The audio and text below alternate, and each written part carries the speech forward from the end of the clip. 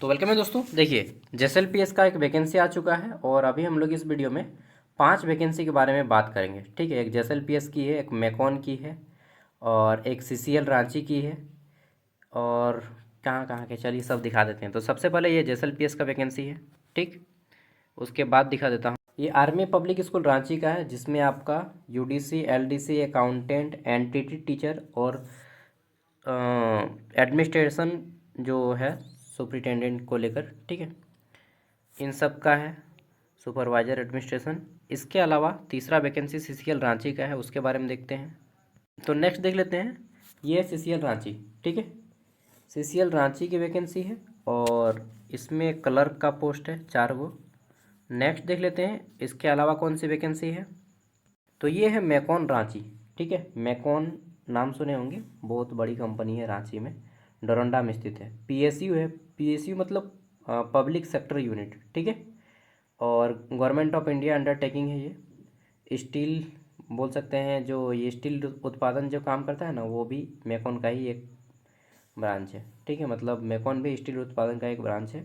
तो यहाँ पर अभी वैकेंसी से 40 से ज़्यादा सीटें हैं यहाँ पे। अब हम इन सभी के बारे में बात करेंगे और लास्ट में एक वैकेंसी है प्राइवेट जॉब और लास्ट की अंतिम वैकेंसी है ऑक्सफोर्ड पब्लिक स्कूल। ठीक है, तो सबसे पहले इसी के बारे में बात कर लेते हैं, उसके बाद हम लोग उस सब के बारे में बात करेंगे। तो ऑक्सफोर्ड पब्लिक स्कूल ये पलामू में है। कहाँ पे? पलामू में। हालांकि बहुत जगह पे ऑक्सफोर्ड पब्लिक स्कूल। अभी जो वैकेंसी आई है वो न्यू टाउन, ठीक है, शाहपुर, मेदिनीनगर, पलामू। ठीक है, जो लोग रहते होंगे डाल्टनगंज मेदिनीनगर में उनको मालूम होगा। तो वहाँ पे वैकेंसी है और देखिए, तो बोला जा रहा है ये जो वैकेंसी है ये इन सारे पोस्ट पे है वैकेंसीज। देखिए, इसमें आपका प्री प्राइमरी इंचार्ज, ठीक है, फीमेल चाहिए, लैब टेक्नीशियन चाहिए, साइंस वालों को लिया जाएगा, फाइन एंड आर्ट, रिसेप्शनिस्ट चाहिए इनको, नर्स चाहिए, असिस्टेंट लाइब्रेरियन चाहिए, गार्डनर चाहिए।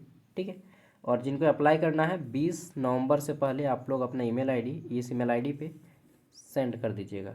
ठीक है, चलिए अब हम लोग बात कर लेते हैं वैकेंसीज़ के बारे में।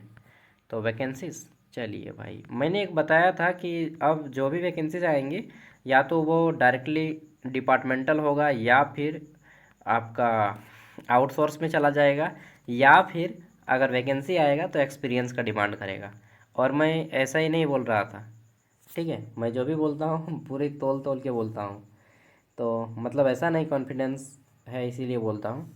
मैकॉन इंडिया लिमिटेड का जो वैकेंसी है 40 से ज़्यादा सीट इसमें है। 4 नवंबर से फॉर्म अप्लाई होना शुरू है। लास्ट कब से है? 18 नवंबर। ठीक है, यहाँ पे बहुत सारे पोस्ट हैं एंड सब में 3 ईयर 2 ईयर एक्सपीरियंस, किसी में 20 साल एक्सपीरियंस, किसी में 2 साल एक्सपीरियंस, किसी में 1 ईयर एक्सपीरियंस। ठीक है, डिमांड किया गया है। और सैलरी देख रहे हैं 42,000, 50,000, 45,000, तो किसी में 5 ईयर एक्सपीरियंस। ठीक है, टोटल 40 से ज़्यादा सीट हैं इसमें और सब में एक्सपीरियंस का डिमांड किया गया है। अगर आपके पास एक्सपीरियंस है तो इस फॉर्म को देखिए, अदरवाइज आगे बढ़ते हैं। ठीक है, तो इसीलिए मैं बोल रहा था।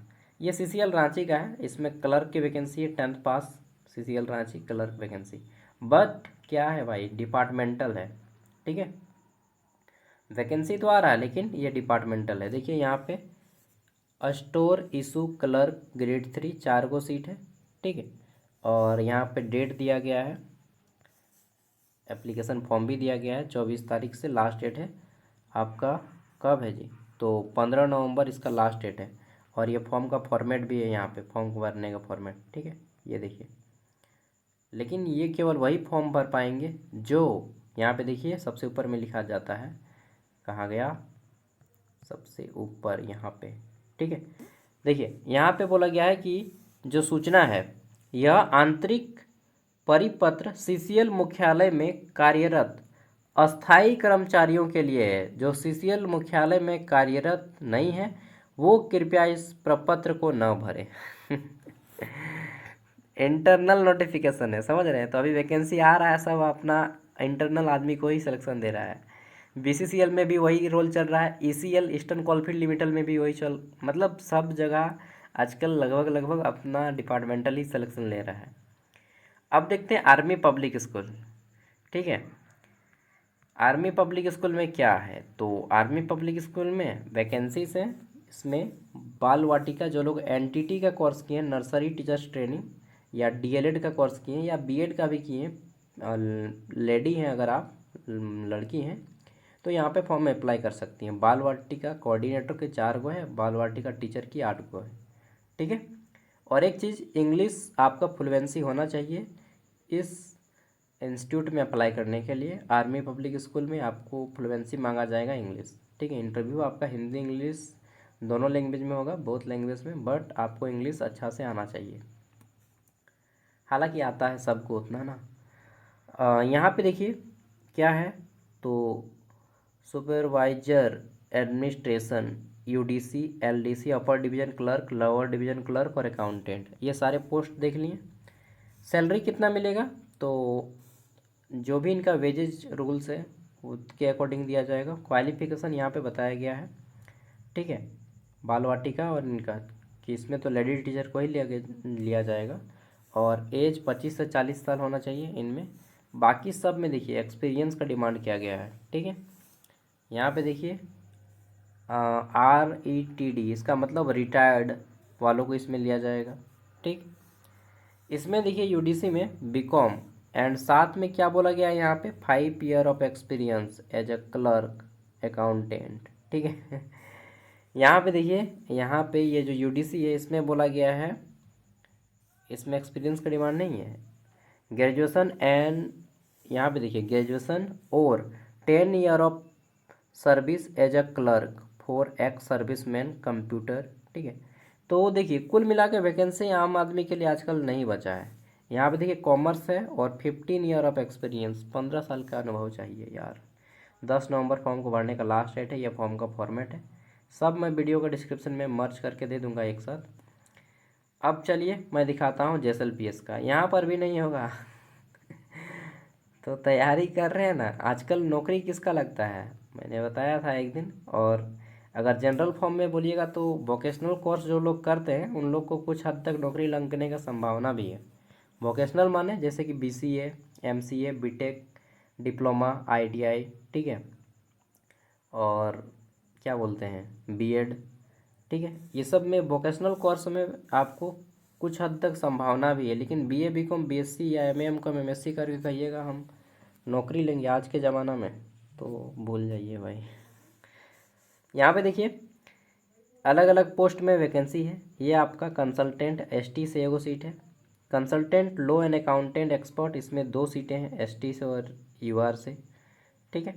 कंसल्टेंट सोशल मोबिलाइजेशन एक्सपर्ट, इसमें 2 सीटें हैं। फिर आपका कंसल्टेंट वैल्यू एडिशन, ठीक है, इसमें आपके 6 सीटें हैं।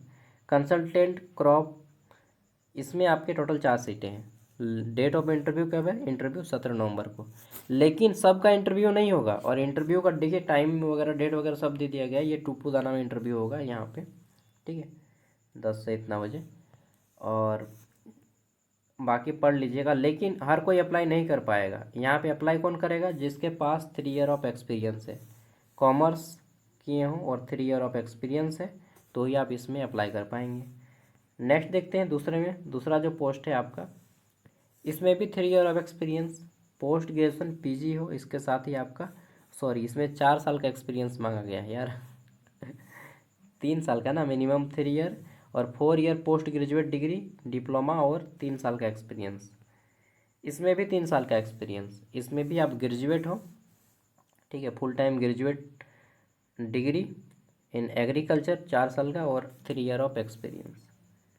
नेक्स्ट देख लेते हैं। तो यहाँ पे भी आपको 3 ईयर ऑफ एक्सपीरियंस, इसमें भी आपका पोस्ट ग्रेजुएट डिग्री और 3 ईयर ऑफ एक्सपीरियंस, इसमें भी 3 ईयर ऑफ एक्सपीरियंस। तो मैंने दिखाया आपको जितना वैकेंसी, सब में एक्सपीरियंस का डिमांड कर रहा है ना। हाँ, तो यही है, आजकल फ्रेशर कैंडिडेट को कोई नहीं लेना चाहता है। तो आप लोग क्या सोच रहे हैं और किसका वेट कर रहे हैं, भूल जाइए भाई। कोई काम कीजिए, जो भी काम मिल रहा है अपना काम कीजिए, नहीं तो बिजनेस कीजिए। नौकरी के भरोसे रहोगे भूखे मर जाओगे यार, ठीक है, पागल हो जाओगे। और क्या बोलेंगे। फिर भी अगर आप लोग नहीं समझिएगा तो लगे रहिए मुन्ना भाई, लगे रहो मुन्ना भाई MBBS, ठीक है, एक दिन हो जाइएगा पागल। कोई काम धाम कीजिए, बाहर जाइए, जहाँ जाना है जाइए, हैदराबाद, दिल्ली, मुंबई, जहाँ जाना है जाइए, रांची में। नहीं तो अपना बिजनेस लेके बैठिए, चाहे कोई खुद का हाथ का कला सीखिए, ठीक। नौकरी वोकरी का चक्कर छोड़िए बाबू भैया, और काम धाम कीजिए। दो पैसा कमाइएगा, घर चलेगा, नहीं तो ये सब बेरोजगारी का केवल ताम झाम है। ठीक है। और ऐसा नहीं है कि मैं वीडियो बना के बहुत पैसा कमा लूँगा। अरे भाई 1,000 व्यूज़ पे 20 रुपया मिलता है, तो मैं आपको 20 रुपया के चलते झूठ नहीं बोलूँगा। ठीक है। आजकल जितना गवर्नमेंट सर्विस लाइफ बना नहीं रहा है, उससे ज़्यादा लाइफ बिगाड़ रहा है। 1% लोगों का लाइफ बना रहा है, 99% लोगों का लाइफ बर्बाद कर रहा है और डिप्रेशन में डाल रहा है, बीमारियां पैदा कर रहा है, पैसा खर्चा कर रहा है। फ़ायदा किसको हो रहा है? कोचिंग इंस्टीट्यूट को फ़ायदा हो रहा है, और जो एग्ज़ाम कंडक्ट करवा रही हैं उनको फ़ायदा हो रहा है। ठीक है। आप लोग को केवल घाटे में जा रहे हैं, इस बात को देखिएगा, गौर कीजिएगा। ठीक है। चलिए, फिर भी लगता है आपको कि नहीं मैं कर सकता हूँ, तो फिर लगे रहिए। वही बोलेंगे, लगे रहो मुन्ना भाई MBBS। बाय, जोहार। इसका PDF चाहिए तो PDF वीडियो का डिस्क्रिप्शन में दे दूँगा। ठीक है।